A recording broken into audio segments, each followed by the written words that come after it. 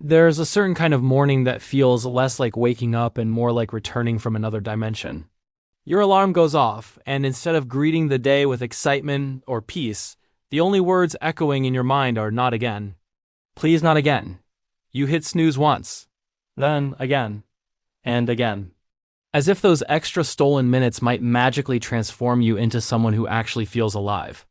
Eventually, you crawl out of bed not refreshed, not motivated, but moving like a half-charged robot that's trying its best to pretend everything is fine. That first cup of coffee doesn't feel like a comforting ritual anymore. It feels like jumper cables for your soul. You sip it with the hope that maybe this time it will finally flip the switch that turns everything back on. But the switch never flips. Instead, you coast through the morning in a daze, power through lunch as if you're carrying a backpack full of bricks, and count down the minutes until you can collapse onto your sofa again. And still, this is the part that makes the whole thing even more confusing. You avoid booze. You avoid booze. You try to eat healthy. You do everything the books and podcasts and experts say you should do. Yet your energy feels like it's been leaking out of you from the moment you opened your eyes. I tried all the popular tricks. I experimented with different bedtimes. I tested life with caffeine and life without it. I tried pushing harder and tried slowing down. Nothing made a lasting difference. Every day felt like déjà vu. Same exhaustion, different date. Then one day, almost by accident, a strange thought crossed my mind. What if sleep wasn't the real problem? What if the true culprit lived somewhere in the hours between waking up and going back to bed? What if my energy wasn't drained at night, but stolen during the day?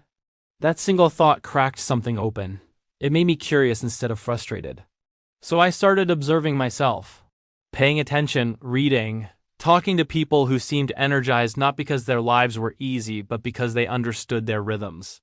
Slowly, patterns began to emerge, patterns that didn't point toward a lack of sleep, but toward hidden habits that quietly drained the spark out of your day without you even realizing it. Let me emphasize, this isn't medical guidance. Everyone's body and brain operate uniquely. But these observations are based on general scientific ideas about well-being, psychology, environment, and human behavior. Think of this as a mirror, a way to see your own day from a different angle, not a prescription. Imagine for a moment that your energy isn't a battery, but a flame. A steady flame burns patiently and reliably. But if you throw random bursts of fuel onto it, the flame jumps, flickers, and then collapses. Many people unknowingly create wild swings in their energy by building their days around sudden spikes followed by sudden drops. It might be the kind of breakfast that gives you a jolt and then leaves you foggy, or the kind of routine that feels fine on the surface but keeps your mind running on frantic background processing. These aren't mistakes.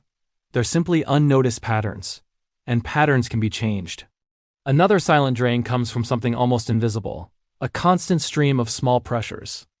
Not the dramatic, stressful events you instantly recognize, but the subtle tension woven into modern life messages that need replies, news that demands reactions, tasks that stack quietly in the back of your mind. Think of it like dozens of tiny tabs open in your brain's browser.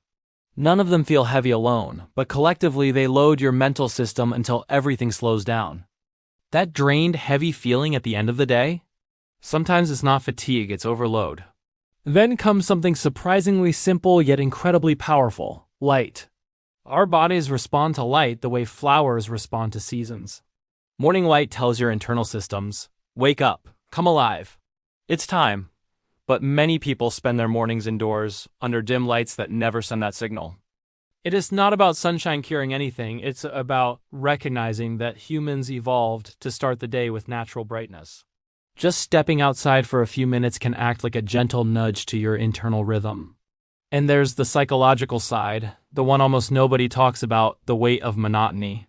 Life can become so routine, so predictable that your brain simply stops paying full attention. When your days blend together, your mind slips into low-power mode, not because something is wrong, but because nothing feels new. Think about the last time you traveled, or discovered something exciting, or challenged yourself in a way that moved you. You were probably physically tired by the end of the day, yet somehow mentally alive. That spark, that feeling of curiosity, is one of the most underrated sources of natural energy we have. Finally, there's the most basic human function of all: breathing. It sounds too simple to matter, but the truth is that many people breathe as if they're constantly bracing for impact. Short, shallow breaths, a tight chest, shoulders raised without noticing. This quick breathing can make your mind feel scattered, rushed, or unfocused. Slowing your breath, even for a brief moment, creates a surprising sense of mental space. It's like opening a window in a room that's been stuffy for hours. So what happens when you start changing just one thing? Not everything, just one. You begin noticing. You begin paying attention. Maybe you experiment with a slower, more stable morning routine. Or you step outside for a minute before diving into your day. Maybe you introduce tiny pockets of curiosity, a new route to work, a new question, a new voice. You might close your eyes for 60 seconds and breathe in a way that feels calm instead of rushed. These aren't huge, dramatic lifestyle overhauls. They're tiny invitations. And each one has the potential to shift your energy just enough to reveal what you've been missing. It's not about perfection. It's not about doing everything. It's about choosing one small action and letting it echo through the rest of your day. Over time, those echoes build. You start feeling just a little clearer, a little lighter, a little more present. And once you feel that for even a moment, you realize that exhaustion isn't your identity. It's just a signal, a whisper from your mind and body saying, something needs adjusting. Your energy is not lost forever. It's not broken. It's simply waiting for the right conditions to return. If you enjoyed this video, make sure to like, subscribe, and hit the notification bell. And share in the comments, what tiny shift will you try first? Your insight might inspire someone else today.